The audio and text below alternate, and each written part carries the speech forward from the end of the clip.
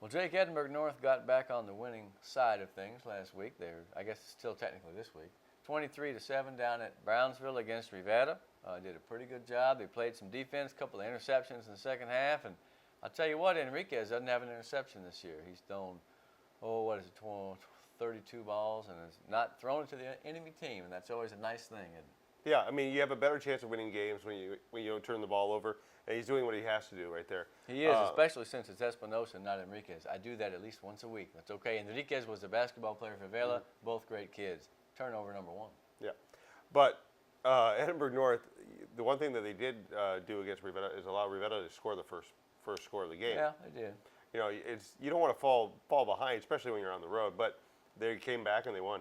Yeah, they did. 170 yards on defense for them. Now they face an Ed Couch team. They're playing at Cat Stadium, and boy, don't you know Ed Couch. I'll just tell you this.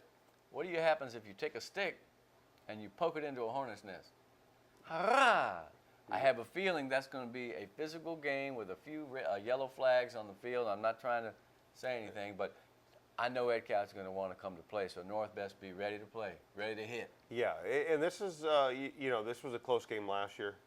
I really think that this Ed Couch team is different with this offense, and they're just kind of learning. They're trying to find their way through this offense right now. You know, and when you do have a new thing you're trying, and you run into a buzzsaw of a team like Los Fresnos, that may not be an indication of how good Ed Couch is. I think the uncertainty and the problematic nature of learning something new, and you throw in Los Fresnos playing well. In other words, what I'm saying is I think Ed Couch still has a chance to win that district because guess what? This is non-district. But that's a spanking and that's a hurt you, man. They're going to be mad. I can guarantee it. Yeah, and I like this game to go down to the end of the fourth quarter. I mean, I think that Ed Couch has a good chance of winning this thing, but Edinburgh North has played really well against Rivera. They ran the ball all right. They're keeping the ball. They're plus 2 or 3 in turnovers. Let's see what happens. Weslaco East coming back from that, stomping at the hands of San Benito, which, boy, there were some shockers last week. They play a Harlingen South team over at Bogus Stadium that, how many times do you score 40 points and not even come close to winning? Or you play Vela, that's what you do. Yeah. I was impressed with some of those kids at South. That Villarreal, 15, the quarterback, ran wild in the second half. Alec is a man, 25. He is a man. That dude is fast and big, and he's a great player. They can catch, too. I got to see him against Weslaco. Got some skill guys, Darren. They got skill guys. Yeah, they can score. They're sitting with that problem with can they go the 4 quarters? Can you finish the game? Against Weslaco, they almost did it. Mm-hmm. We'll see how they do this week. They're going to be playing a very tough East team they're in that the is same pretty situation as North because they got a PO team coming in. You know what? I think I like Coach Wilson's chances of getting these teams back on the winning track, man. But the thing is, gosh, they gave up 70 points, man. That's too much. But, of course, like I said, Vela's a special case. It's a good ballgame. And the thing with East is they're working through a brand-new offensive line. They're having to work through a bunch of guys and trying to find their way. And you have to remember, this is non-district, like we said before, non-district. So you're just trying to fine-tune everything for the regular season, which is only a week away. Zero the hero, 102-yard kickoff return. I need a football card of that guy. That's my homeboy, man. I like him. Rivera Sherryland. 2 0-2 teams, and I'm going to pause to catch my breath. Now, newspaper said it. Sherryland hasn't lost consecutive games since 2007. That was when we were newlyweds, back when this whole thing started. Sherryland actually lost the last 4 games of the year that season to finish 5-5, and that was the last time they didn't make it. Mm-hmm. So basically, this is uncharted waters for a while. They get back on track against Rivera or what? Yeah, I think so, but I think Rivera is not going to be an easy win. I mean, we've seen Rivera where they've gone 0-3, and then it's like a matter of when the time bomb is ticking. So when is it going to go off? The last couple of years, and I think if you're the team playing them, you're worried that am I going to be the team that starts this thing? And for Coach Chavez, I think that all he's just trying to do is work through it, trying to find out what's going to find what's going to work for him and what's not. Well, I think they're satisfied with Angel Tolentino is his name, not Tolentio as we had a couple of weeks ago. It's Tolentino. He seems to be a pretty good ball player. Uribe is good. So, I mean, let's see how they do. I'll tell you this. There's a lot of angry teams this week that were surprised, shocked, and otherwise not happy. And Sherryland is one of them. And so, without making a prediction, I would say that I have a feeling they're going to play well. I think so, too. Yeah. Now, Vela goes to La Jolla, and the SaberCats, golly, how many teams do you know that have scored 70 points back-to-back weeks? By the way, I said 56 against La Jolla was the high last year, and the program record was 59. Oh. Sorry about that. Hey, turnover number 2, but that's all right. We're still ahead. Baylor's good, man. That offense is a machine. Yeah, and I think that this week, depending on how the game starts out, they could be back over 70 again. God, can you imagine 3 weeks in a row? Yeah. I'll tell you this, Michael Salinas is an interesting coach. He coaches on multiple levels.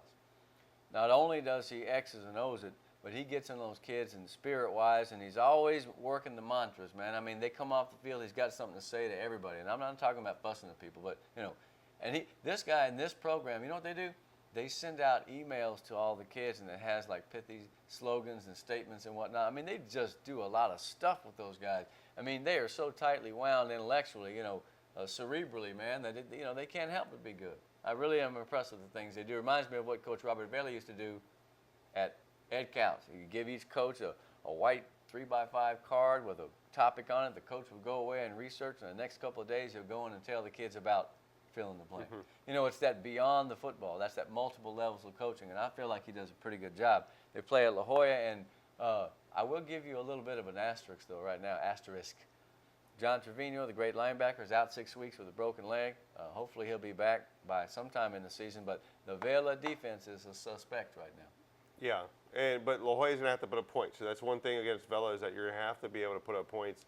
And Justin Lianos can put up points. He clinched that game the other day with a long run. That guy, he's been a four-year guy. I think he ran the ball as a freshman. I know he had about 700 as a sophomore. 25, you check him out. He's a legitimate player. He really is.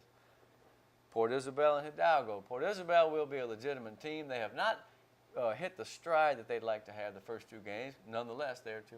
It looked like they were going to lose it to Rio, and then they basically put the pedal to the metal right there and took control of that game. Well, there's 2 ways to look at it, right? Is it half full or half empty? Yes, they've trailed in both games, but yes, they've had the character to come back. Yeah, and for them, I mean, that's great right now because it's learning. They're learning how to come back in games, so that way later on when they're front runners, they don't have to worry about it. 10 out of the top 11 tacklers on that team so far are underclassmen. I will remind you, Chris Bodie's a guy that they've been talking a lot about. John Ray Martinez. They got some good young new kids, man. So they're coming, and it's only a matter of time, I have a feeling. Against Hidalgo, they lost by 17 to Progreso, and quite frankly, it's worrisome for them. Yeah. Absolutely. Let's finish this segment, though, talking about Hannah and Donna. Usually when Hannah and Donna play, last couple of years, you would think Donna would have the better record, but they're 0-2. Hannah is 2-0. Hannah beat Mission last week. Good job, 42-28. Yeah, and they're putting up points. It's not Andy Lopez again. Yeah, he's a good quarterback. You got to like what Hannah's doing right now. You also have to like that Donna has lost to 2 really tough teams. Hey, if we did a strength of schedule index, they would be right at the top. Give me a break. No, Donna's still a very quality team.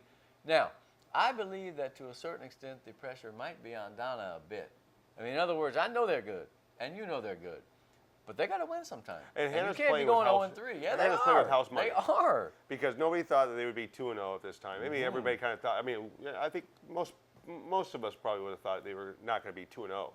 And Donna, right now, they really can't afford to go 0-3 just because mentally, you don't want to do that. You don't want to look at your name in the paper and see 0-3. I'll tell you one thing that could make the difference. Hannah suffered through 160 penalty yards and still beat Mission. Can't do that against a team like Donna. They will take advantage. The good teams will cash in on your mistakes, and the bad teams will almost get there, but not. Yeah, you can't have that at Benny LaPrade.